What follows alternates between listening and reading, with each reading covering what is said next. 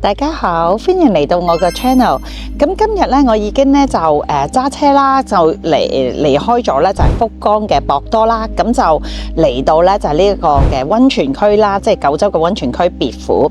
咁我今日咧就會揸車由福岡嘅博多揸到嚟呢度別府啦。咁就大概咧就係2個鐘頭車到嘅。咁跟住咧，我哋就沿途就食嘢啦。咁食完嘢之後咧，我哋就準備就去咧就別府嘅溫泉區。咁就去咗即係溫泉區，我哋都會睇即係有時間嘅都會睇1-2個景點。咁然跟住咧就因為我哋係自駕遊，咁就再揸車去咧就係由布院，咁然後喺嗰度由布院咧就係會即係亦都係市內觀光啦，咁亦都會住1晚嘅溫泉酒店啦，咁亦都會喺嗰度食嘢，咁然跟住咧就第2日咧就先至再離開嘅。咁如果大家想知道今次我喺呢個九州嘅別府啦，同埋咧就係由布院會有一啲咩嘅地方嘅話咧，咁記得留意啦。咁咧，我哋由咧就係呢一個福岡啦，福岡嘅博多啦，揸車啦，咁就大概揸2個鐘頭咧就嚟到別府。而家咧，我哋嚟到咧呢個別府溫泉區啦。咁你見到佢係好多，即係沿途有好多溫泉店啊。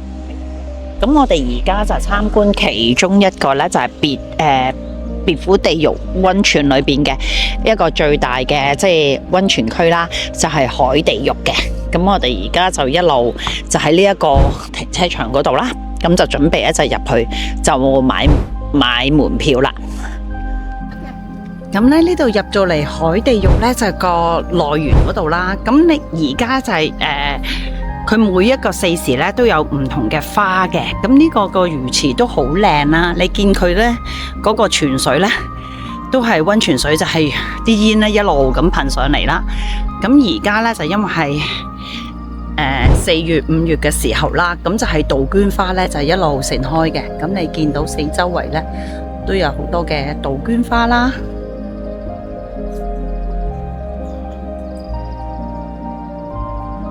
咁個環境都好鳥語花香嘅，同埋亦都好寧靜嘅。咁你見四周圍咧打掃得好乾淨啦，好整齊。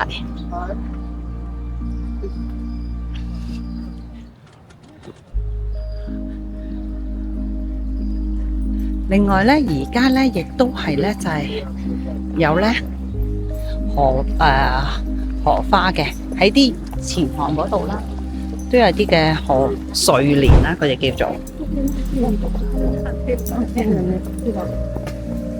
呢度咧都係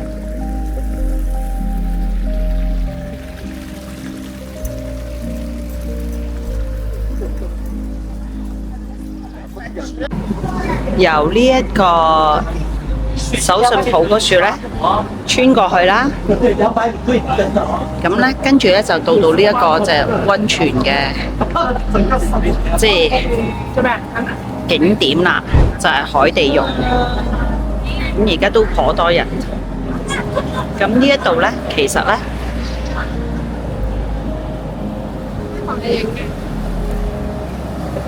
溫泉啦，就係個泉水咧，就係好似 Tiffany Blue 咁嘅。咁有98度嘅，咁我哋跟住一路再行啦。咁咧，佢嗰度咧，成個四周圍咧，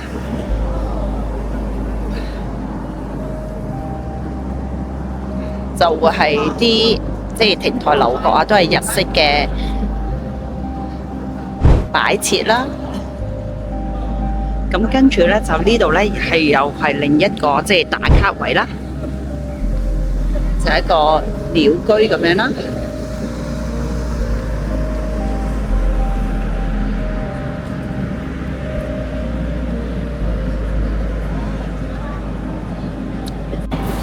呢度咧就係白龍渡河大神嘅，咁就又係一排排嘅鳥居啦。咁唔係好高嘅啫。咁但係佢即係一個咁樣一排排穿過去，大概4、5個咁嘅呢啲嘅鳥居啦，就跟住一路就再上。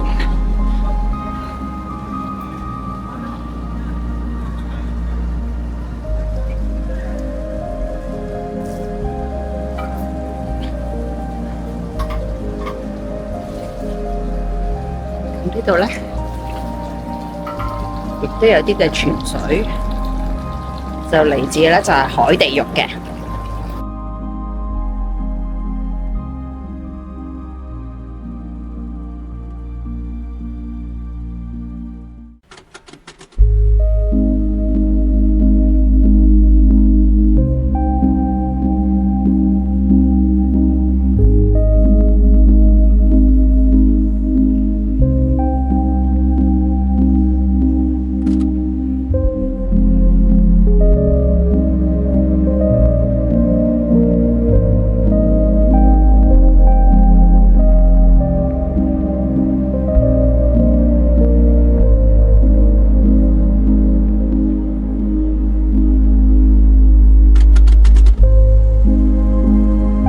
咁咧由頭先嘅海地獄啦，揸車過嚟咧就5分鐘到啦，咁就到咗咧就另一個咧就叫做血地獄咯。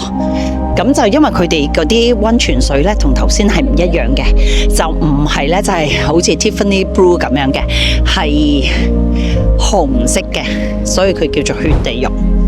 咁呢度咧就係個血地獄嘅入口啦。咁佢哋個啲溫泉咧都有啲唔同嘅溫泉水嘅。咁你會見到咧呢一度咧裝飾咧就同頭先咧就有明顯咧就唔同嘅。咁咧呢個血地獄咧點解為之血地獄咧？因為你見到佢個泉水啦，全部都係好似係現場睇咧就係淡橙色嘅，但其實咧似一啲即係血嘅顏色啦，所以血地獄。咁你見佢啲煙霧瀰漫住嘅，即係同頭先嗰個海地獄咧都係好大煙嘅。不過如果你講熱咧，我覺得呢個好似熱啲，因為海地獄嗰個98度，咁呢個我覺得相對嚟講應該好似高溫100度咁樣咯，真係好熱嘅。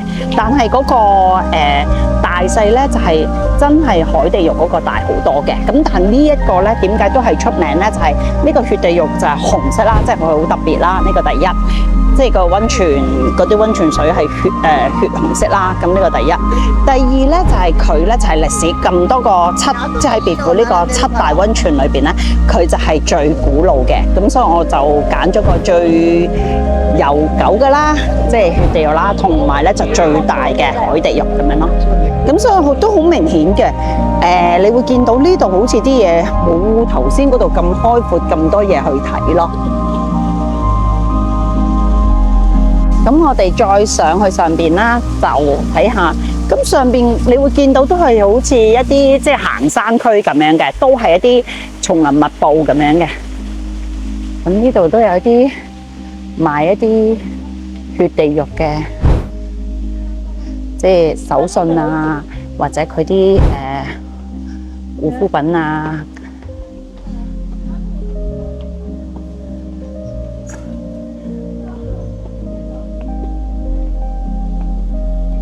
呢度咧，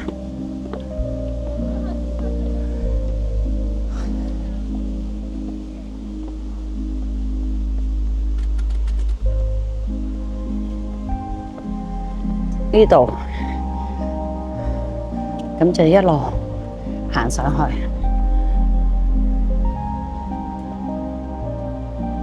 咁可以喺返呢一個角度睇返嗰個溫泉啦。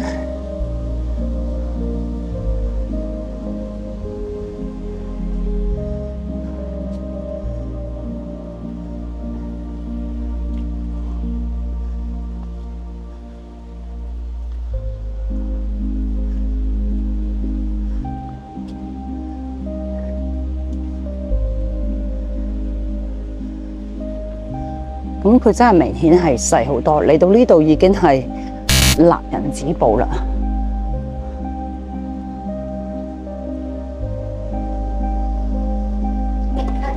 呢度咧就係血地獄嘅入口啦。咁一般嚟講咧，每一個溫泉咧，佢嗰個門票咧就大概就500 yen。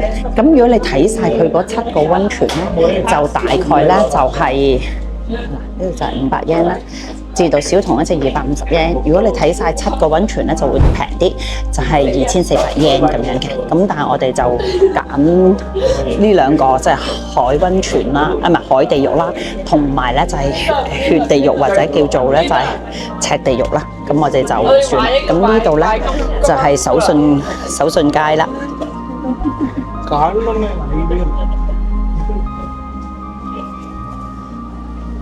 咁都係買翻佢哋一啲唔同形式嘅手信啦，甚至佢哋以溫泉啊、地獄啊、別府為主題嘅，即係一啲嘅手信啊、嘢食啊咁樣啦。咁咧喺唔同嘅即係地獄溫泉裏邊咧，都有一啲嘅手信啦。咁佢都嘅手信咧都有佢融入咗佢一啲嘅即係溫泉啊，或者佢一啲嘅故事人物嘅。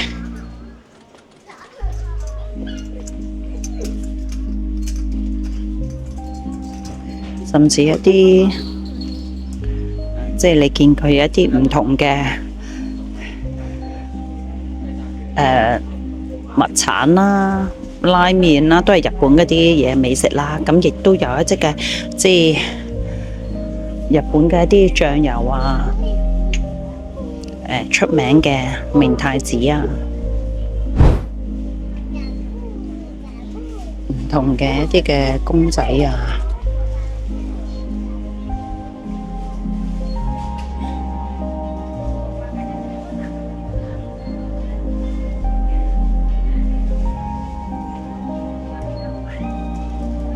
或者因為我哋而家係即係血地獄啦，咁所以呢度亦都有佢一啲嘅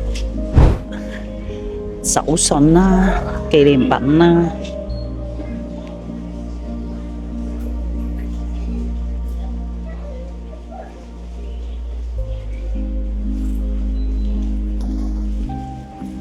其實咧就別府咧就係嘅溫泉區咧係有好多嘅溫泉可以去選擇，亦都可以參觀嘅。咁我哋當日咧就係揀咗咧就係海地獄啦，同埋血地獄啦。咁因為我哋仲有其他嘅行程去夜晚去浸溫泉啦，同埋食嗰個懷石料理啦。咁所以因為行程比較緊密，咁我哋就係揀咗呢兩個。就一個就中意海地獄嘅，好似一個 Tiffany blue 嗰個。即係一個湖水藍或者天藍嘅顏色啦。咁血地獄一種係一個最古舊，亦都最傳統嘅一個自然景象啦。咁所以我哋就揀咗呢兩個溫泉。